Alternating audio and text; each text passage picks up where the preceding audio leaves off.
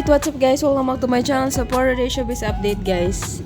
Maging memosa pa din sa 2024. Hoy, hindi be, magpapawin update pa rin sa 2024. So, magpapawin update ang person, but separate yung ganap nila guys. Bulol na bulol ka girl. Well, actually, ito yung pinost ni Dominic Roque. During Coke Ganap and Coca-Cola drinks being given out of BGC stoplights with Janine and the Coca-Cola gang.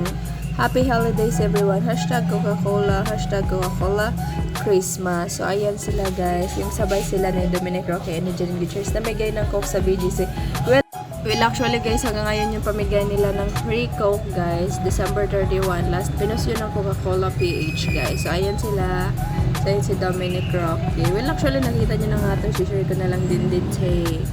So, ayan. Then, another update is, ito yung Christmas ganap ni Janine Gutierrez with Fami. So, ayan. Ayan sila, kantahan. Ayan yung dad niya.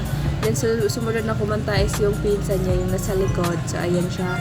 Anak ni Miss Giancarlo Blanco. So, ayan sila, guys.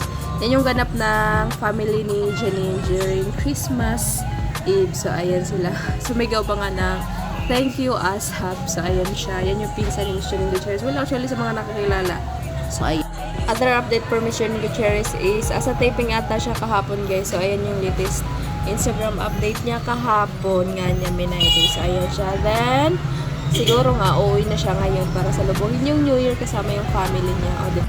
Then, Paolo Abilino update, guys. Pinagkaguluhan siya sa Zambales kagabi. So, ayan yung ganap niya. Well, actually, marami siyang kasama dyan.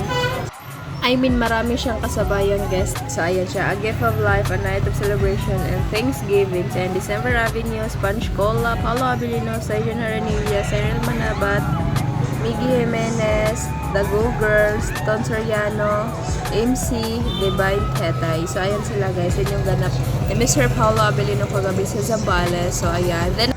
Then guys, pre-nomote nga din ni Paolo Abilino yung What's Wrong with Secretary Kim kasi nga 2024 na ilang oras na lang. So, abangan na lang natin yun. So, ayun lang guys, ulitin ko guys, yung makita yung pictures and videos dito is credit to the rightful owner lang po. Konting paunin update na separate ganaps lang po sila. So, ayun lang guys.